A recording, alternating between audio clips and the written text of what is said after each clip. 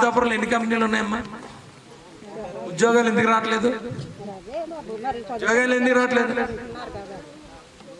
నేనంటుంది మీ ప్రతినిధి, మీరు ఎవరికైతే ఓటేశాడో ఆ ప్రతినిధి వెళ్ళి అక్కడ కూర్చొని నువ్వు అడిగావు కదా బాబు, మరి ఉద్యోగాలు నీ కొడుకు కోసం అడగలా, అందరి కోసం అడిగావు కదా కదా.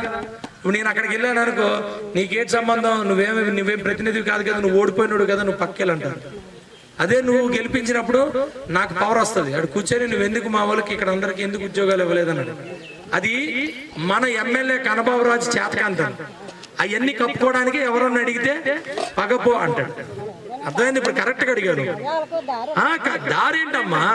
ఇక్కడ కంపెనీలు పెట్టుకొని మనకు దారి ఏంటి? ఇంకా కంపెనీలు తెచ్చి ఉద్యోగాలు ఇప్పించాలి. కంపెనీలు ఉన్న కంపెనీలు ఉద్యోగాలు ఇప్పించకపోతే ఎలా? అర్థమైంది కదా? అన్నీ కూడా మనం అందుకే అంటున్నా, మీ బాధ్యత నాకు ఇవ్వండి అని. అర్థమైందమ్మా? ఇప్పుడు ప్రతి ఊర్లో కుర్రోళ్ళు అందరూ కూడా నాతోనే తిరుగుతున్నారు. పవన్ కళ్యాణ్ గారిని నన్ను నమ్మి తిరుగుతున్నారు. ఎందుకు తిరుగుతున్నారంటే ఇందుకే, వాళ్ళ బాధ్యత మా మీద పెట్టారు. అర్థమైంది కదమ్మా? మీరే కాదు, ప్రతి ఒక్కరు కూడా దయచేసి మనం బాగుండాలంటే తెలుగుదేశం, జనసేన, భారతీయ జనతా పార్టీకి మీ ఓటేసి అఖండ మెజారిటీతో గెలిపించాల్సింది కోరుతున్నా.